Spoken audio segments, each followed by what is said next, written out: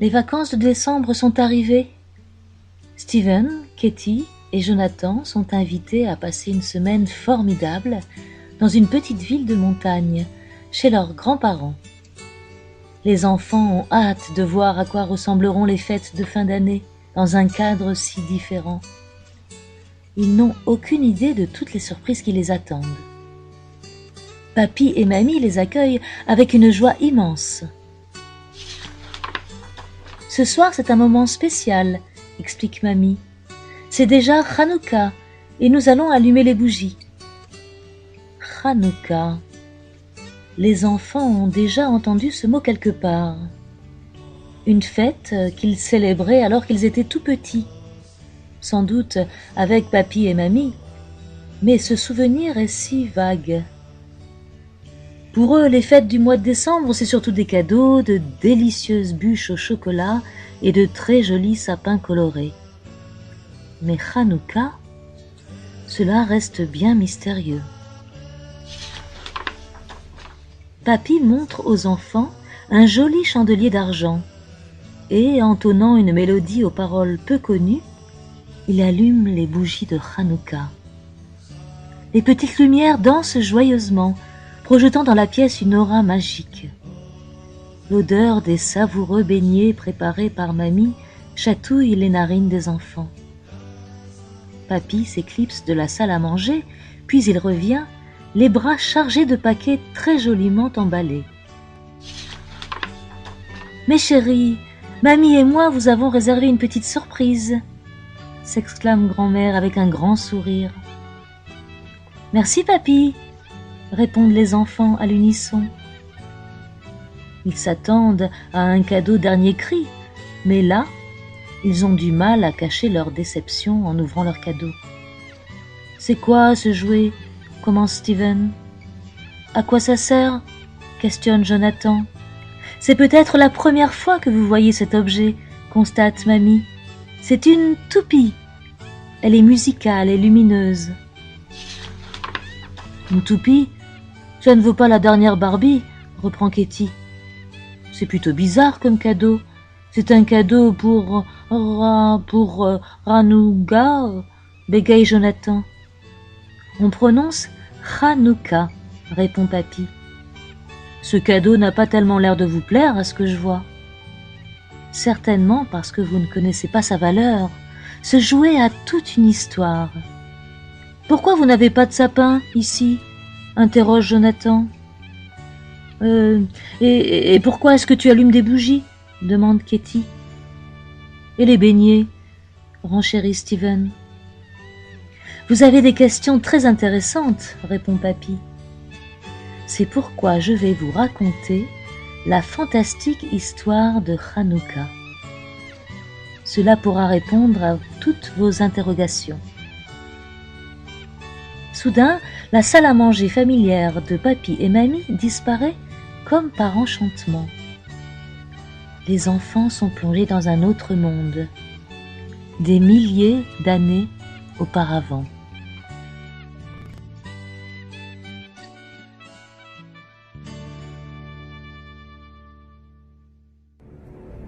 L'histoire se déroule en terre d'Israël, il y a plus de 2000 ans, alors que le second temple de Jérusalem brillait encore. À cette époque-là, le royaume de la Grèce était à son apogée. La culture grecque se diffusa comme une traînée de poudre, prônant la beauté, la philosophie, le sport. De nombreux philosophes comme Aristote et Platon se consacrèrent à des questions cruciales d'éthique, de vérité et de justice. Le jeune empereur Alexandre le Grand fit de nombreuses conquêtes, imposant sa domination à de nombreux pays. Arrivé en terre d'Israël, Alexandre avait l'intention de détruire le temple, jugé comme une menace pour sa toute-puissance. Pourtant, une fois devant Jérusalem, une délégation de hauts notables juifs, précédée par Shimon, le grand prêtre, l'accueillit, et à la surprise générale, le grand empereur Alexandre s'inclina devant lui. Que se passait-il ? Comment comprendre cette attitude ? le plus grand empereur du monde, montrerait-il un tel honneur à un étranger, un membre du peuple juif? C'est l'image de ce grand homme, vêtu de ses habits sacerdotaux, qui m'apparaît au combat et me permet d'emporter les victoires, expliqua Alexandre. Dès lors, Alexandre le Grand se montra favorable au peuple juif et revint sur sa décision de détruire le temple. Hélas, à l'âge de 33 ans, il décéda, laissant l'empire grec sans héritier. Le royaume d'Alexandre fut morcelé. Plusieurs rois se succédèrent jusqu'au jour où Antiochus monta au pouvoir. C'était un roi orgueilleux qui passait son temps à organiser des fêtes fabuleuses. Il n'avait qu'un seul souhait, diffuser la culture hellénistique au sein du peuple juif et éteindre la lumière de la Torah. Peu à peu, Jérusalem devint une véritable ville grecque, avec des stades, des maisons de jeux, des terrains de sport.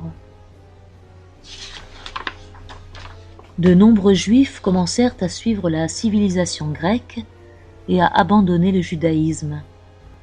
Sous les ordres du roi grec, le grand prêtre Yochanan, très respectueux de la Torah, fut remplacé par son frère Jason, puis par Maniléus. Pensez-vous que ces nouveaux dits prêtres considéraient avec égard la sainteté de ce lieu? Eh bien non, les enfants, en réalité ce qu'ils recherchaient, c'est avant tout les honneurs, quitte à offrir à Antiochus de grandes sommes d'argent pour obtenir ce qu'ils désiraient.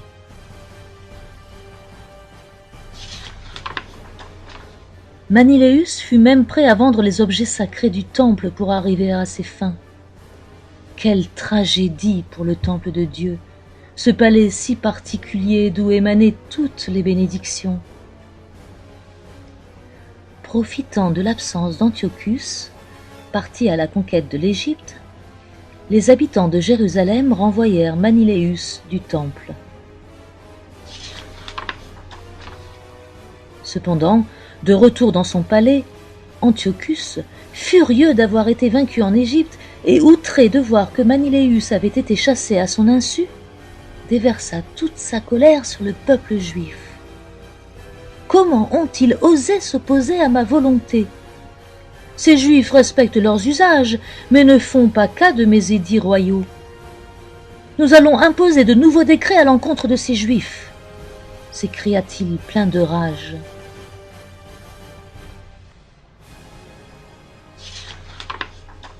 Les Grecs inventèrent toutes sortes de décrets étranges et cruels à l'encontre des Juifs. Il était par exemple obligatoire d'écrire sur les portes des maisons « Je n'ai pas de part dans le Dieu d'Israël ». Il était formellement interdit d'énoncer le nom de Dieu, ou même d'installer une serrure à sa porte, si bien qu'il était impossible de mener une vie tranquille. À tout moment, les Grecs pouvaient faire irruption dans les familles et s'assurer du respect des lois imposées par Antiochus.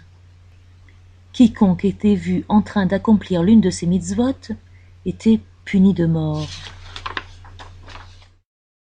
La terreur s'installa sur la terre d'Israël. Beaucoup abandonnèrent le judaïsme. D'autres, plus courageux, plus forts dans leurs convictions, risquèrent leur vie pour observer les mitzvot. Vous vous demandez sans doute, les enfants, comment peut-on mettre sa vie en danger pour respecter la Torah? Eh bien, la réponse réside dans cette petite histoire. Un jour, un renard s'adressa à des poissons nageant dans un fleuve. « Venez avec moi sur la terre sèche, leur dit-il. Dans l'eau, vous risquez à tout moment d'être pris dans le filet des pêcheurs. Quelle sera la réponse des poissons, à votre avis? Jamais. Si nous quittons l'eau, nous mourrons de façon certaine. Dans le fleuve, certes, la menace des pêcheurs nous guette, mais au moins nous avons l'espoir de vivre. Il en est ainsi pour le peuple juif. La Torah ressemble à l'eau. C'est la source de vie de notre nation. C'est donc dans ce contexte, chers enfants, que vous pourrez découvrir le secret tout à fait particulier du jeu de la toupie. Que faisaient les enfants du peuple d'Israël pour pouvoir étudier cette Torah éternelle, alors que les soldats pouvaient à chaque instant surgir de nulle part, les punir sévèrement? Ils avaient décidé de continuer l'étude, en vainquant avec force la peur et l'inquiétude. La menace les guettait, la peur de ne plus vivre. Jamais ils ne pourraient abandonner leur livre. Alors les enfants trouvèrent une bonne idée. Ils mirent des toupies près d'eux, à leur portée. Quand les Grecs arrivaient et les interrogeaient, ils sortaient leurs toupies, en feignant de jouer. Par vous, petite toupie, la flamme de la Torah ne s'est jamais éteinte. Pour toujours elle brillera. Dès que les soldats grecs avaient le dos tourné, les toupies s'arrêtaient et l'étude reprenait. Petite toupie qui tourne et qui danse joyeusement, vous êtes vraiment bien plus qu'un simple jeu d'enfant. Votre histoire le témoigne, vous n'êtes pas ordinaire. Vous portez la Torah, la vie, cette lumière. La situation en terre d'Israël était dramatique. Un jour, un officier grec se rendit dans la petite ville de Modi'in, installa une statue et s'adressa au sage Mattityahu, fils du grand prêtre Yochanan. « Ordre du roi Antiochus, vous devez immédiatement offrir un sacrifice à cette idole, autrement vous serez mis à mort. » Pris de colère devant une telle menace, Mattityahu décida qu'il fallait à présent défendre l'honneur de Dieu. L'heure de la révolte avait sonné. Sans hésiter, il saisit son épée et tua l'officier grec. Puis il lança un appel dans tout le peuple juif. « Que celui qui est avec Dieu se joigne à moi, que celui qui respecte la Torah se rallie à moi. » Mattityahu, ainsi que ses 5 fils, Shimon, Yochanan, Yonatan, Yehuda et Élazar, recherchèrent dans tout le pays des hommes fidèles à Dieu et prêts à se battre pour la volonté divine. Ensemble, ils constituèrent une petite armée d'hommes courageux. Ils inscrivirent sur leur drapeau le mot Maccabi, qui sont les initiales du verset Mi kamocha ba'elim Hashem. Qui est comme toi parmi les puissants, Hachem? Des luttes commencèrent entre les Maccabim et les soldats grecs, et de façon miraculeuse, les Juifs fidèles à la Torah emportèrent plusieurs victoires. L'armée d'Antiochus, qui se préparait au combat contre le peuple juif, était immense. Des éléphants, des chars, des soldats. Cette fois-ci, c'était sûr, la petite armée de Yehuda ne pourrait pas se mesurer aux immenses légions grecques. Les Juifs, de nouveau, firent usage de leur arme éternelle, l'arme la plus puissante qui puisse exister, cette arme juive qui n'est autre que la prière. Et leur voix atteignit le ciel. Dieu écouta leur requête. Hachem envoya les 70 princes des nations, 70 anges, au combat aux côtés des Juifs. Et là, un miracle incroyable se produisit. À chaque fois que des flèches étaient lancées en direction des Maccabim, les princes des nations, descendus du ciel, les retournaient contre les soldats grecs. Et ceux qui avaient pour projet de tuer les Juifs tombaient directement sous les flèches qu'ils avaient eux-mêmes envoyées. Toute tentative d'attaque contre les Juifs signait leur propre perte. Et c'est ainsi que, de façon surnaturelle, le peuple d'Israël parvint à vaincre cette puissante armée. La mission des Maccabim n'était pas encore accomplie. Yehuda et des hommes se dirigèrent vers Jérusalem pour y découvrir destruction et désolation. Il fallait à présent tout rénover, nettoyer, purifier, construire un nouvel autel pour le temple, une nouvelle ménorah. Le 25 du mois de Kislev, les Juifs célébrèrent une nouvelle inauguration du temple. Les sacrifices quotidiens pouvaient désormais reprendre. Néanmoins, malgré tout, il manquait quelque chose.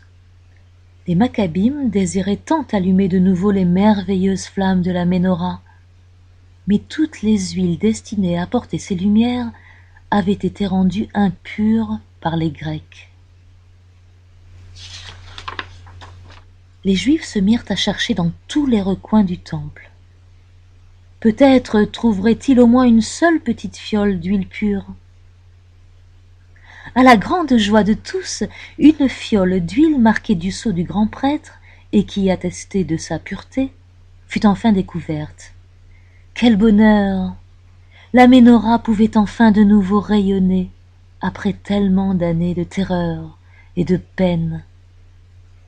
Cependant, la fiole était bien petite, et si la Ménorah était allumée, les mèches ne tiendraient qu'au maximum une journée.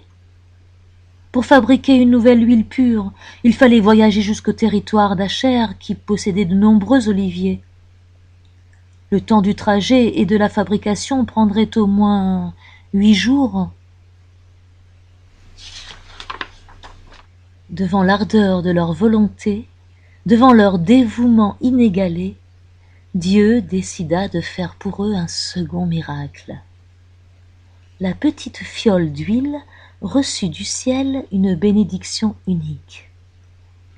La Ménorah fut allumée, mais au lieu de s'éteindre au bout d'une journée, les 7 mèches continuèrent de briller pendant 8 jours. C'était miraculeux. Les cœurs du peuple juif s'emplirent d'une reconnaissance infinie à l'égard de Dieu. Dès lors, dans tous les pays, il fut décidé de célébrer Hanouka le 25 du mois de Kislev durant 8 jours.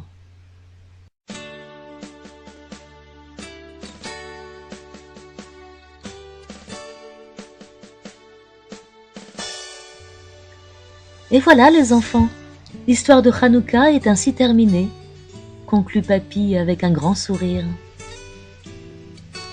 Les enfants écoutent en silence les paroles emplies de conviction de leur grand-père. L'âge n'a pas atténué sa force de caractère. C'est une très belle histoire, pleine d'aventures, commenta Steven. Il marqua une pause, puis poursuivit. Mais pourquoi est-ce que tu allumes ces bougies aujourd'hui encore? C'est du passé tout cela, non? C'est vrai, Steven, c'est une histoire passée, mais l'impact de Hanouka est présent même aujourd'hui en 2012. Chaque année, à Hanouka, Dieu déverse sur le monde une lumière spéciale. Imaginons un peu si les Maccabim n'avaient pas réussi à vaincre l'armée grecque. À votre avis, les enfants, que se serait-il passé?